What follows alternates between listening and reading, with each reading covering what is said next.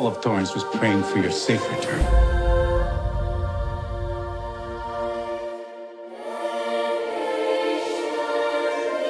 Miracles didn't save me, Padre. A couple of atomic bombs did that. You're Louis Zamperini, aren't you?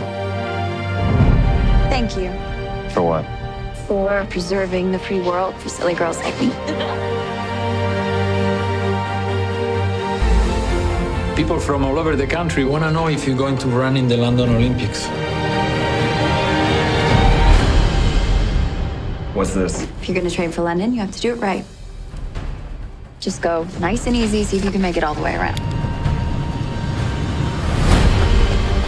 You think you can run a 4.7 mile again? I wouldn't be doing this if I didn't. I don't run to run. I run to win.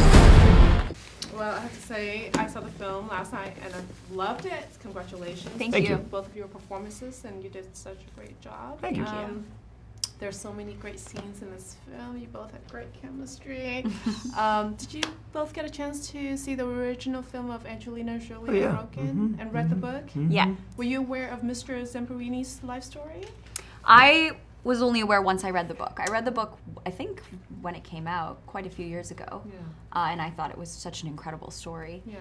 So the book for me was the first introduction to his life story. Yeah, for me it was the film.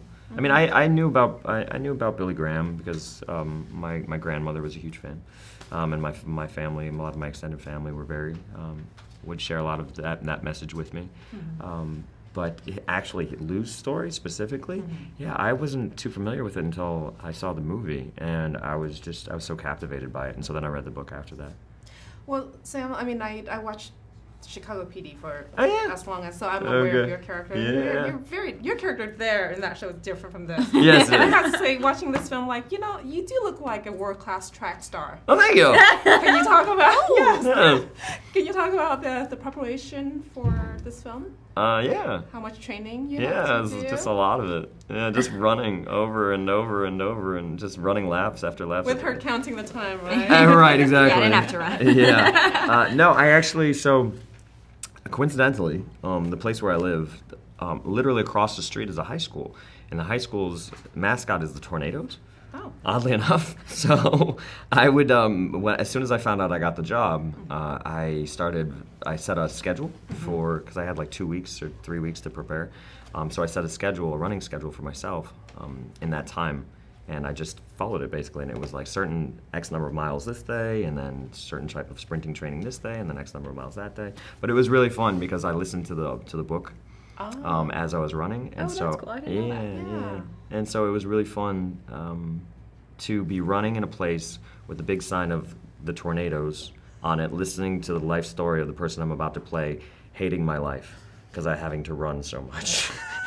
It's a very cool experience. Well, it's interesting because the shoes back then, when your character, they're horrible. I'm like, what? They're horrible. At first, I thought it was like dressing shoe. I'm like, wait, that was a running shoe? It almost looks like a dance shoe. No, that's basically what it is. It's a dance shoe, but with a metal sole. Yeah. So they literally wore that back then to join when the Olympics, when his character. So he ran with that shoe. Yeah. And how? I don't know, because I mean, so there's a line in the movie about having tough feet as a runner, and that's just a statement of truth. I mean, he's just saying, look, you can't run. I mean, you can't run in those shoes without having massive calluses on your feet. Yeah.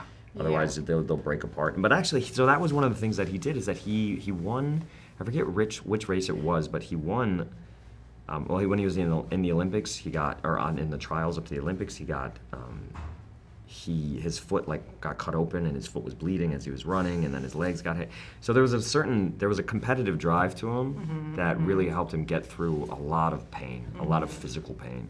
You know, there's strength, that, and this idea of if I can take it, I can make it. You know, that they obviously touch on in the first film.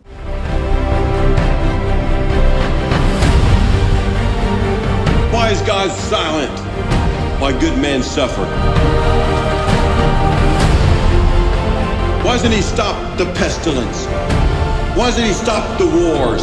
You need help. Here tonight, there's a drowning man, just looking for some type of hope for the future. But there's a lifeline. Just reach out.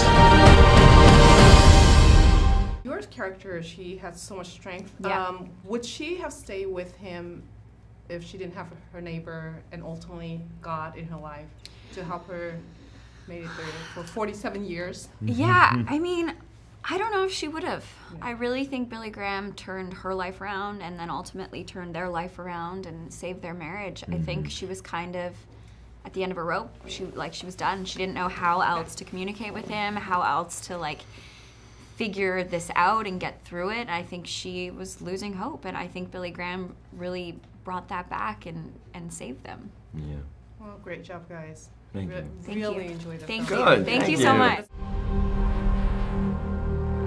These men did terrible things to you.